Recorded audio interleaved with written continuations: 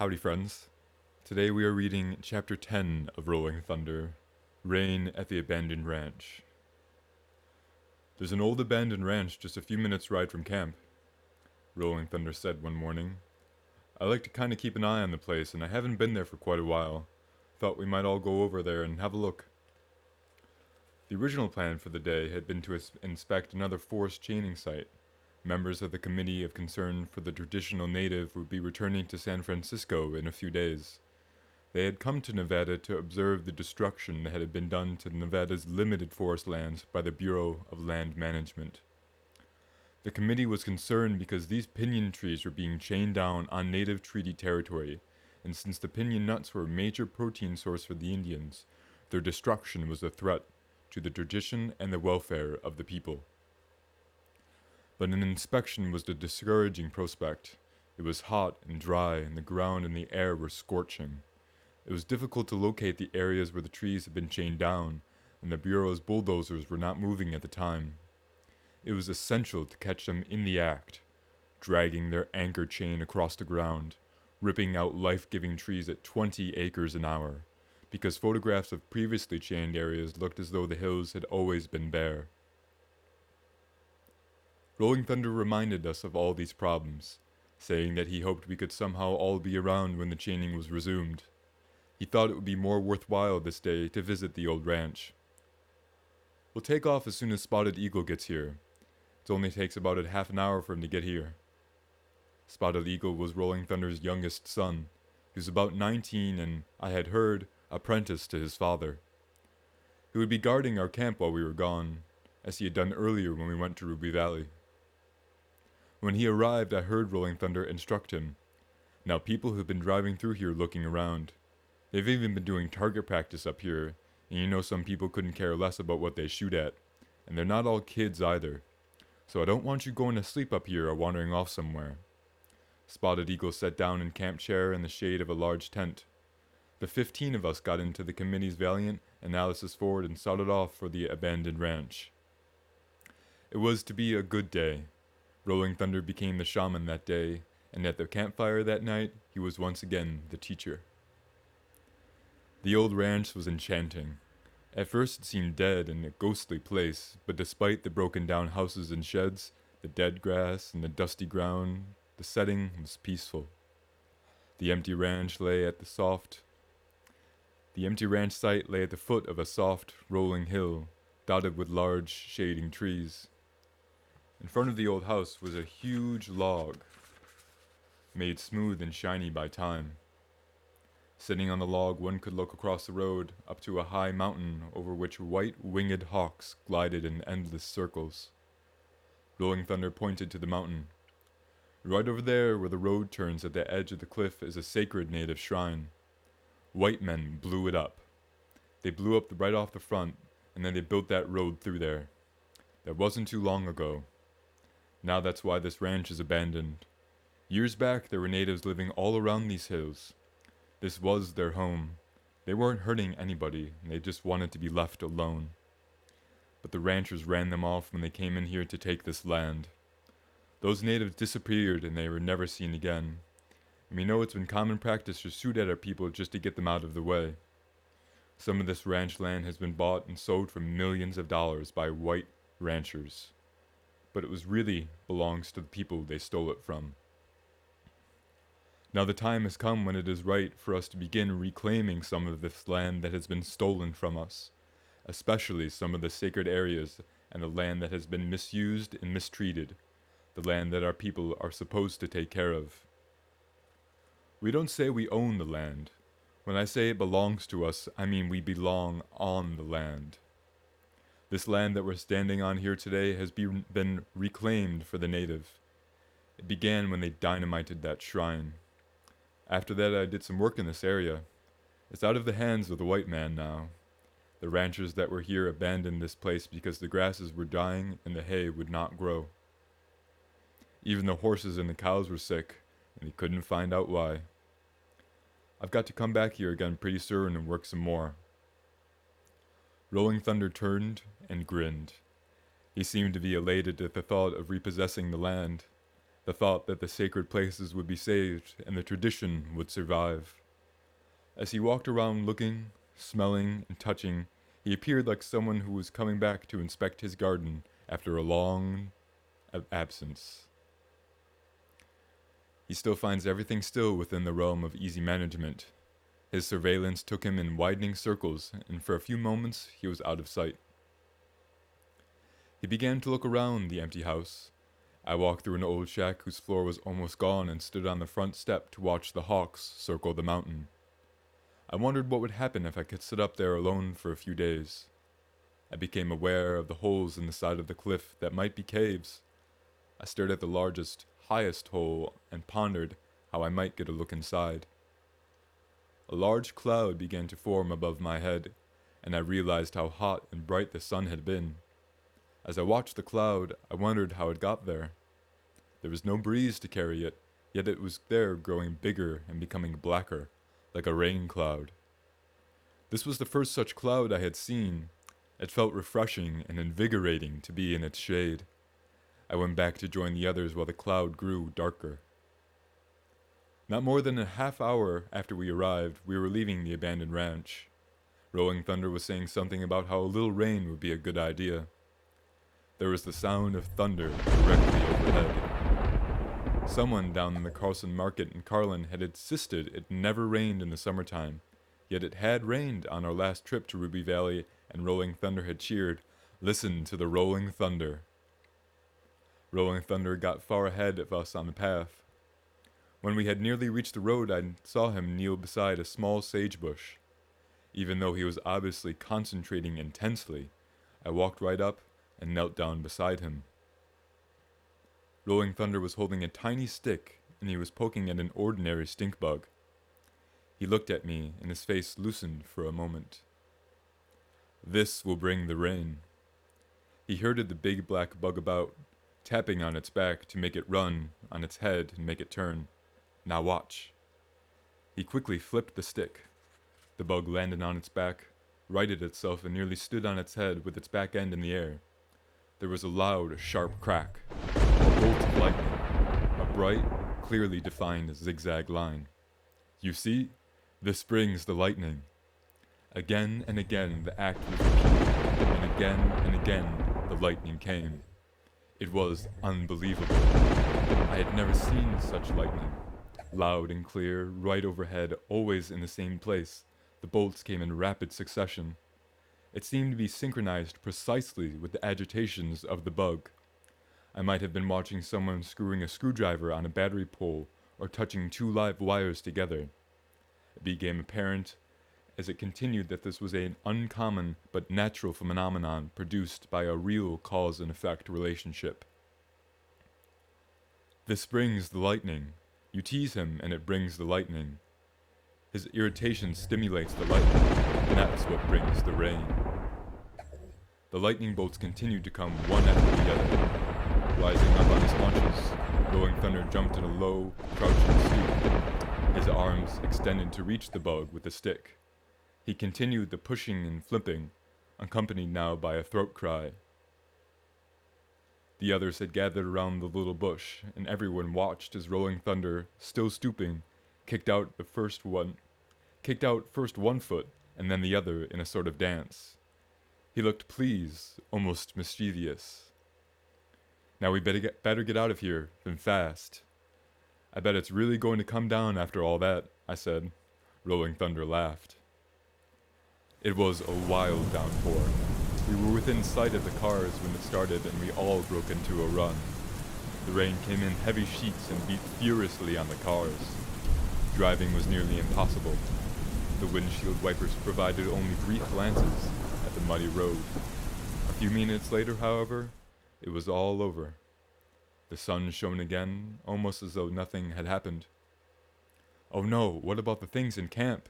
someone remembered. We had left our clothes, towels, sleeping bags, and about half a dozen old mattresses out under the sun. I wondered if Rolling Thunder had failed to consider these things. When we reached the camp, it was obvious that not a drop of rain had fallen there. I had returned to camp in the last car behind Rolling Thunder, and when I walked back toward the tents, he was already there, standing under a tree, looking at me. You say you like to see metaphysical things? I did not recall ever saying that. I am sure, in fact, that I never did. I even avoid choosing the words like metaphysical, except in some required context, because I cannot be surely what those words mean, at least to others. Yet I knew exactly what Rolling Thunder meant by what he said to me. There may even have been a reason for his choice of those words. Do you think you have seen something of interest today? I agreed I had. Later in the afternoon I found Spotted Eagle sitting at the foot of the hill behind our camp. I questioned him about the rain-making. If he was his father's apprentice, I thought, he should know about his father's doings. You know, it seems funny that it didn't rain here at all. Didn't you even notice those clouds? Spotted Eagle claimed not to have noticed any clouds in the sky or heard any thunder. But it rained hard at the abandoned ranch, I said. I looked right at him, but there was no reaction. I think your father did it, I said. Still, no reaction. He used a bug. Spotted Eagle's face lit up. A stink bug? He said. That's what he's got me working on. You can make it rain with a stink bug? I asked. I can't do it, can't seem to get it down. Spotted Eagle said that in the same way he talked about a speed shift or some hot rod maneuver. He was as restless and carefree as any 19-year-old, and it was difficult to picture him practicing sorcery. Yet I felt that his words were purposeful and that he would not have carelessly discussed this thing with anyone. I had first met Spotted Eagle only a few days before. He was called Mala, and at that time no one mentioned that he was Rolling Thunder's son. Spotted Eagle didn't resemble his older brother Buffalo Horse, whom I had met when I first went to Rolling Thunder's house. But I soon realized who he was. Before I came to Carlin, I had not known about Rolling Thunder's family, but when I first went to his house I began to recall specific images that had come into my mind during those 2 days I spent alone in the motel room. Images that I had hardly been aware of at the time. One thing I remembered immediately after I first talked with Buffalo Horse was someone saying, "There are 2 suns, one of whose spends energy inert, that waits for good use, and the other carries about happy messages to spread goodwill." It is possible that I made up my spontaneous impressions sitting alone in that motel, but when I first saw Spotted Eagle, I recognized him by those words.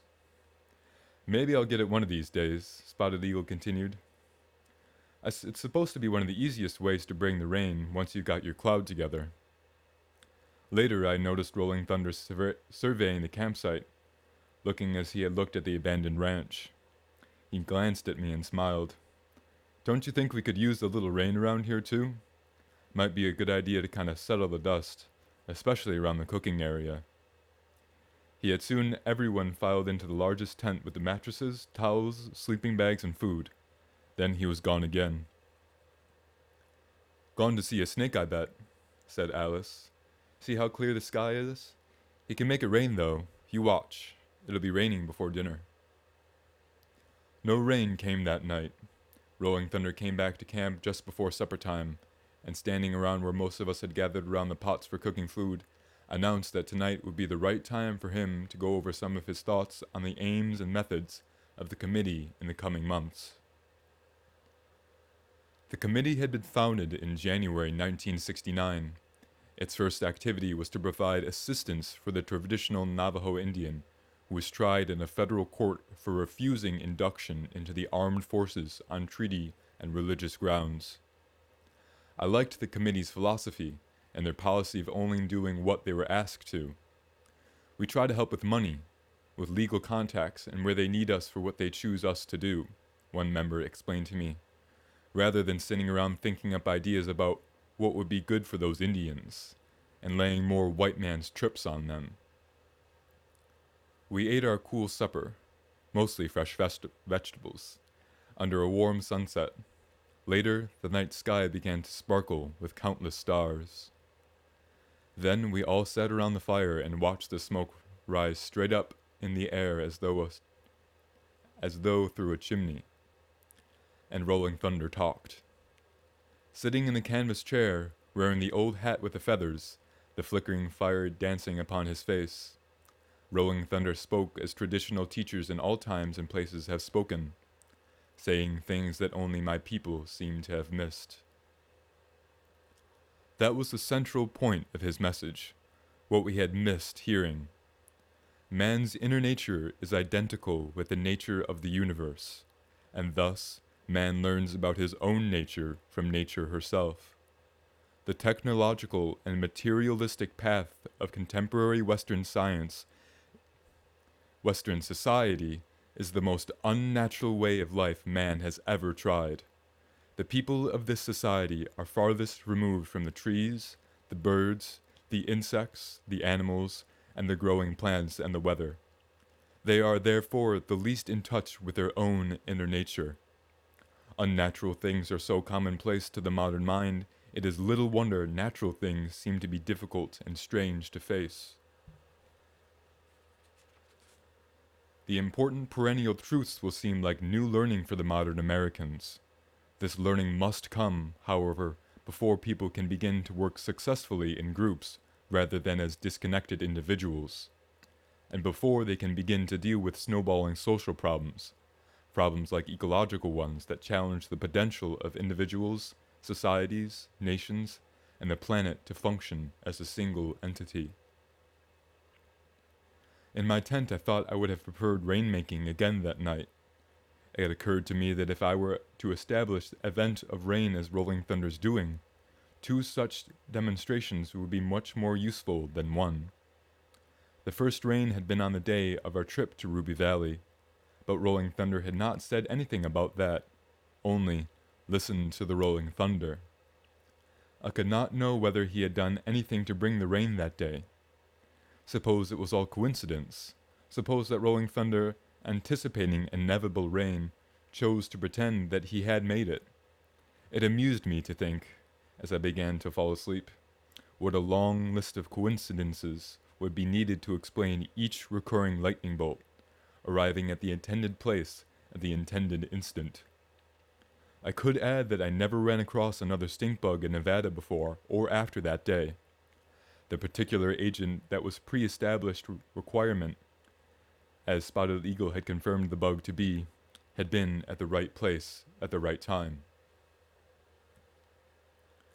Rolling Thunder arrived at camp early the following morning. He usually returned home late at night and drove back up about mid-morning. But this day he had been awakened by a telephone call. As we all stood around, he complained at length about that call, though he seemed to think the incident was more funny. He seemed in a happy mood. I got a phone call from that couple over there from Salt Lake City the other day. Those people who try to get me to become a sales representative for Shakely products. I guess their Basic H is a pretty good washing compound, and they carry good, natural products, but I'm not a peddler, and they should not be peddling around the natives. They should not have taken their merchandise out on the native reservation. Imagine, they woke me up at 7:30 in the morning to ask if I was going to sell Basic H to the Indians for them.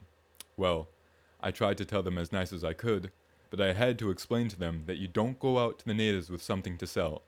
Not religion, not politics, not modern science or products or anything else, because that's not where it's at when you're dealing with natives. The white man's always got to be selling something. Peddle, peddle, peddle, proselytize and propagandize. Maybe that's why you people here can learn a thing or two, because you don't have anything to sell. Now let's get some of this stuff back into the tents and see if we can settle the dust around here. Rolling Thunder walked away. He went over toward the hill behind our camp and then along the railroad tracks until he was out of sight. We carried sleeping bags and food boxes into the tents.